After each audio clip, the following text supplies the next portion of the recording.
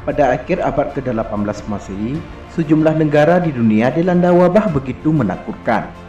Jika di Eropa mereka menyebut wabah ini dengan istilah The Black Death, sedangkan di belahan Nusantara dikenal dengan istilah kolera. Akan tetapi orang Aceh kala itu menyebutnya dengan istilah Taun Ijabro.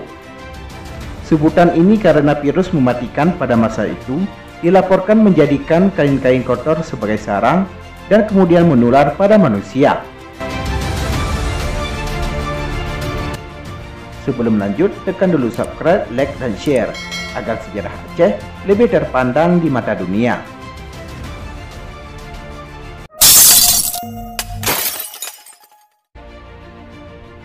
Kala itu virus ini dibawa oleh serdadu Belanda hingga membuat kehidupan masyarakat di Aceh jadi mencekam.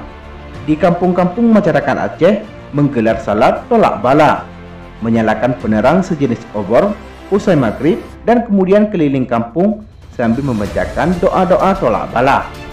Selain itu, warga Aceh kala itu juga membakar kain-kain kotor sebagai upaya dalam menolak bala. Ada juga sebagian warga yang membakar barang-barang pemberian Belanda karena dianggap bagian dari sumber penyakit tersebut. Yang paling banyak menerima efek dari keberadaan wabah taun ini adalah orang-orang Aceh yang bekerja di kantor-kantor Belanda. Mereka menderita kolera hingga dijauhi oleh masyarakat Aceh itu sendiri. Tak hanya yang terkena wabah, tapi juga anak cucu mereka yang tinggal jauh dari pusat wabah. Semua melakukan upaya masing-masing untuk meminimalisir wabah ini, termasuk tak menikah dengan anak gadis dari silsilah keluarga yang terkena Taun Ijabro.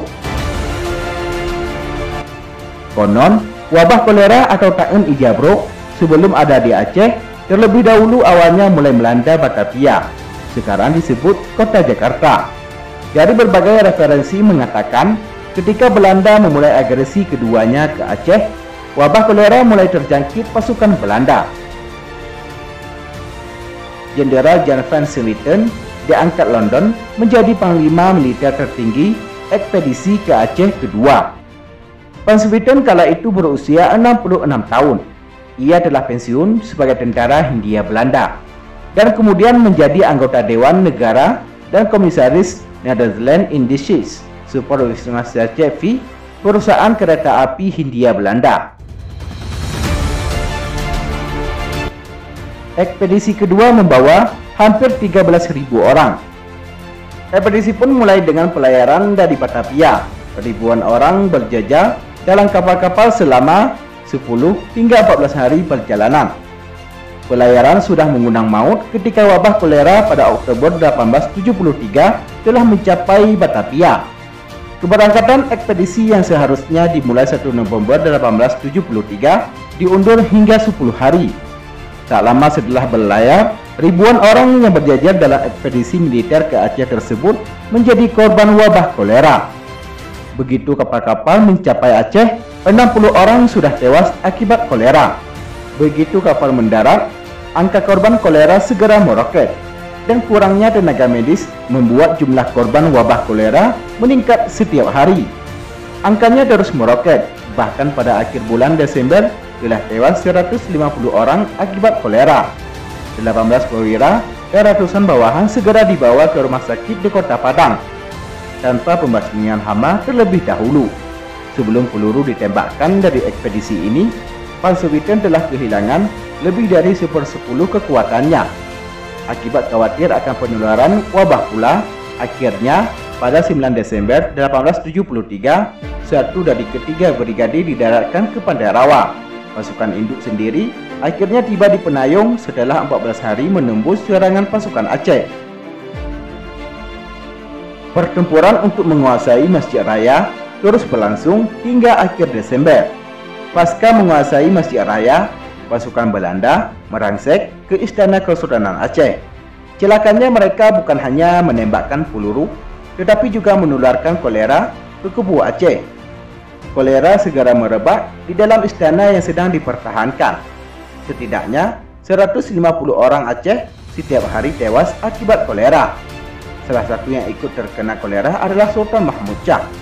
Ia menjadi orang yang terakhir bersama Panglima Tibang keluar dari istana. Sultan kemudian diungsikan ke pagar air. Takdir menentukan berbeda. Pada 28 Januari 1874, Sultan Aceh tersebut wafat. Kepanikan bertambah parah kalau wabah tersebut kemudian menyebar dengan cepat di seluruh Aceh. Asumsi awal, wabah ini cuma terjangkit orang-orang miskin di Aceh. Ini karena mereka menggunakan ijabro.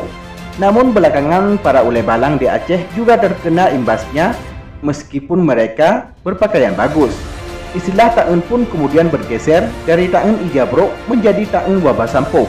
Artinya, wabah ini bisa menimpa siapa saja orang-orang yang terjangkit. Tak peduli ia kaum bangsawan maupun rakyat jelata.